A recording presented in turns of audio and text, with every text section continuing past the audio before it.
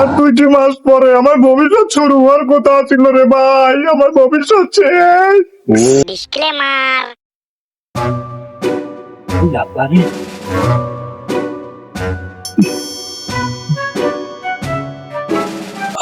আরে শান্তি রে, দুনিয়ার শান্তি সবাইছে রে।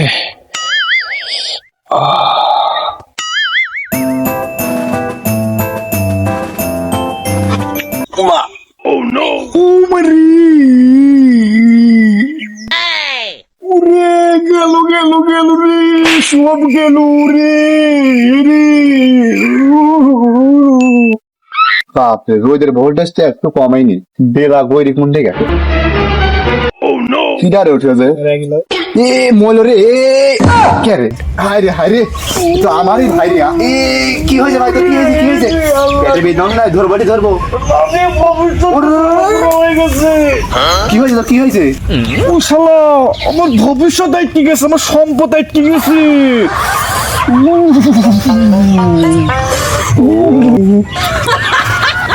ভবিষ্যৎ আর কি আছে? হাই রে, ভাই চল ডাক্তারের কাছে।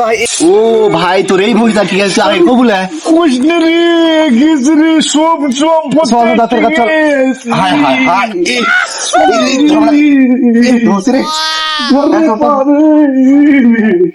হাই রে ভাই, তোর এই ভবিষ্যৎ শুরু হবে কবলে, লাইফটা বাতিল হয়ে যাবে। চল।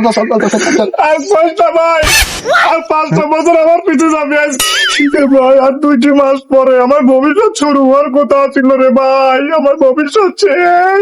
ও তার মানে তোর ভবিষ্যৎ শুরু হওয়ার পরিকল্পনা হয়ে যাচ্ছে। আরে ভাই, আমার 5 বছর পৌঁছে গেল। ওরে ভাই, এই দুর্ঘটনা থেকে না উঠলে ভাই আমার জীবনে আমার 5টা বছর বেঁচে যাবে রে। আমি কি করে থাকবো তখন এই 5টা বছর? আচ্ছা ভাই, সমস্যা নেই, ডাক্তার কাছে। ও তেল তো ভাই তোর লাইনম্যান ক্লিয়ার হয়ে গেছে, তাহলে তোর শাল জানি আছে নাকি? তোর আমার লাইনে ক্লিয়ার হলো নি? বুঝলো, আমার বলতে তুই সাথে করতে আমার ডাক্তার বলছি। ডাক্তার কাছে যাবো তো। চেম্বারে কেউ আছেন নাকি? পালার ওষুধ পাতে ডেট চলে যাচ্ছে, বেচা হচ্ছে। রোগী আছে স্যার, রোগী আছে।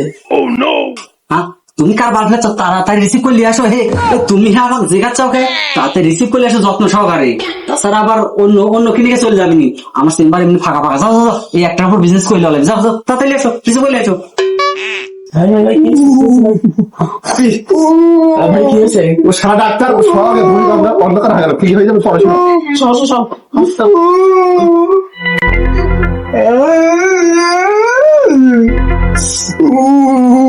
ডাক্তার দেখ রে, স্যার রোগী শোয়া দিছি। রোগীর কি সমস্যা? ওই ভবিষ্যৎ আটকে গেছে। ভবিষ্যৎ আটকে আছে? সিরিয়াস অবস্থা। ধরো ওই টেস্ট দিও, ওই প্রস্তাব পরীক্ষা করা লাগবে, ওই রক্ত পরীক্ষা, আর ওই ইসিসি, এই করে হ্যাঁ, এই করে পরীক্ষা তাড়াতাড়ি দাও। স্যার ওদের নতুন মেশিন কোথা কি ভুলে গেছে, 28 কোটি টাকা দিয়ে আসা হলো নতুন মেশিন। হ্যাঁ, তোমাকে এই জন্য আমার ভালো লাগে, ওই অত টিকা দিয়ে মেশিন আনছি, এসব টেস্ট না দিয়ে আমার টিকা উঠি করি। হ্যাঁ, ওই এমআরআই দাও করে দিও তাড়াতাড়ি, টেস্টটা দিতে বলো। হ্যাঁ যাচ্ছি স্যার। ভাই এই যে আপনার রোগীর টেস্টগুলি ইমার্জেন্সি করতে হবে। ইসিজি, ব্লাড, রক্ত, আবার পাতলা পায়খানা আছে। সব কি আর কি গেল ভবিষ্যৎ? এত হচ্ছে একটি ভাই দেখতো। রে, আমার তো আজকে যে ভবিষ্যৎ, ওর তো খয়বার এক বাপেক দিল, তোমার খালি লোক করে কাটি দিচ্ছে, আমরাটুকু কাটি দিয়ে আজকে দিল নি। ডাক্তার কি ফাইজলাম শুরু করছে নাকি? যাই করতে ডাক্তার তাড়াতাড়ি দে রে ভাই, ডাক্তার তো শুনতো এতদিন। বিল কত? ডাক্তার কি শুনে? ডাক্তার শুন। ডাক্তার সাহেব, ও বিল কত? ও তেমন বেশি না, ওই মাত্র 10,000 টাকা বিল। ও আল্লাহ রে, গেল রে। ও ভাই, তো কি হলো ভাই?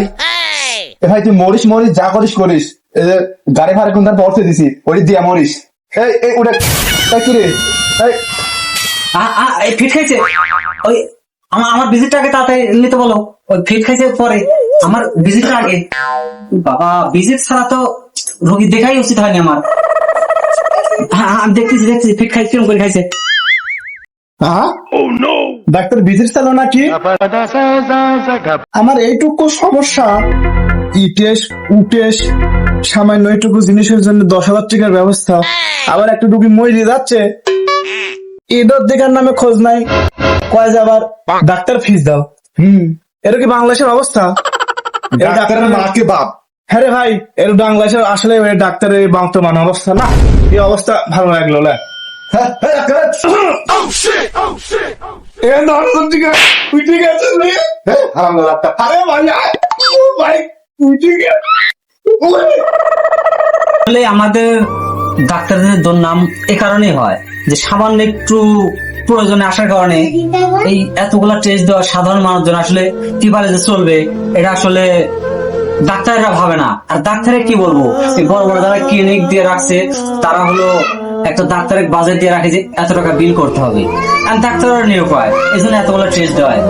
আসলে ডাক্তার বলতে কোষাই অনেক সাধারণ মানুষ হয়, আসলে ডাক্তার তো মনে চিকিৎসা করতে পারে না ক্লিনিকের মালিকের চাপের জন্য। যাই হোক, এমন আপনারা করবেন না, কারণ সাধারণ গরিব মানুষ আসে অনেক ছোট সমস্যা নিয়ে, কিন্তু এতগুলো টেস্ট দেওয়ার কারণে অনেকেই অসুস্থ আরো বেশি হয়ে যায়। ধন্যবাদ।